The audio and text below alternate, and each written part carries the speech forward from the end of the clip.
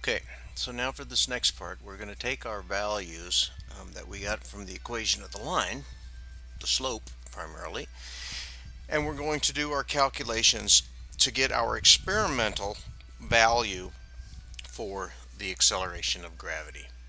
So what we're going to do is create another array right here where you see the block, and we are going to go through the steps for taking the value of the slope and converting it into that of the acceleration of gravity. So I've got it already here, so I'm just going to paste it in here. You would otherwise just create your own arrays in here. You'll notice that I've got a title array, I've got the values actually, and then I've got my units over here that I keep handy. So for the first value, the slope, which is in seconds squared per centimeter, which if you think about it, that's the inverse of gravity. The acceleration of gravity is normally meters per second squared. We have the inverse of that, seconds squared per centimeter. That value is what was calculated as the slope of the line when you did your trend line. From your trend line, you have 0.043 times L. Okay, so 0.043 becomes your slope. You'll notice if we look in the formula bar, that's just a hard number. All I did was typed it or copied it from here to here. I carried my units over so that I would keep track of my units as I went along.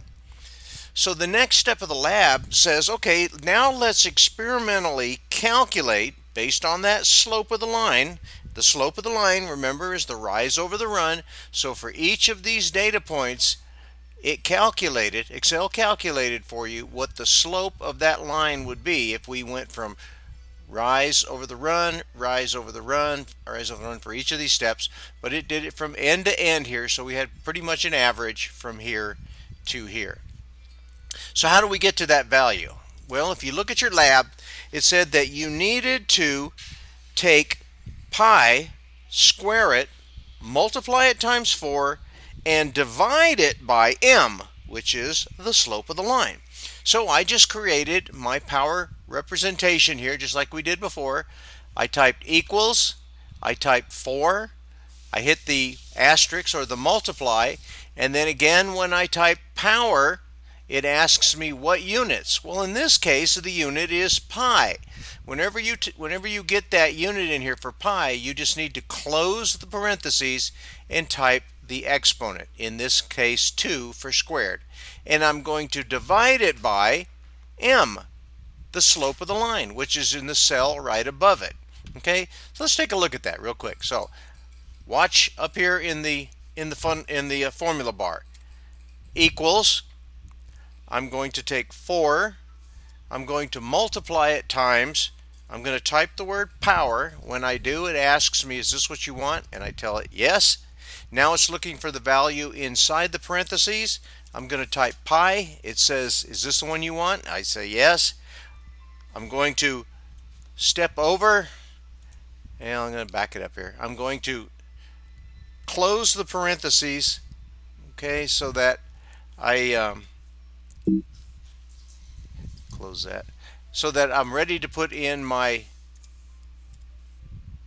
squared value. So now I have a value of 4 pi squared. I'm going to move that to the outside. I'm going to put my divide by sign, and I'm just going to click on the slope. Boom. Now when I hit return, it gave me an error. Okay, there's something here that it didn't like. Okay, it's got to check all of our parentheses. It appears to have everything just like we had here, so I don't know why it's giving me an error at this point. It should not be doing that. I'm going to delete it. Now you can get into these loops, so this is actually pretty good.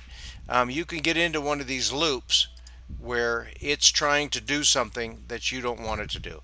I'm gonna abort this for right now. It's easy to do. Just get rid of everything, and I'm going to come back to here. I have 4 times power pi squared. I forgot to put my comma. That was the problem. Divide by d28. Okay, let's try it again just for practice. Equals.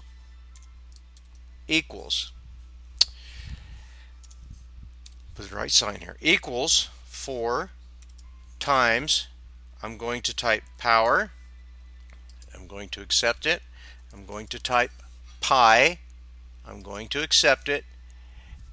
I'm going to space 1 over, and it didn't like that. So I'm going to type close parentheses, comma 2. I'm going to get rid of that extra set of parentheses if it'll let me. It seems to be messing with me. Okay, I'm just going to go up into the formula bar.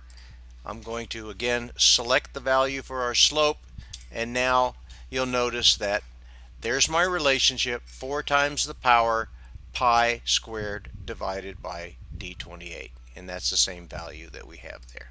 So I'm going to delete that. Okay, so we have that value. So now we have a value that in centimeters per second squared, as we would expect. We want our value in meters per second squared. So all we really have to do is move our decimal places 2 places to the left, and it'll round up to 9.2. So now we're at 9.2 meters per second squared. I suspect that a lot of you are getting errors with this because you're mixing your units together.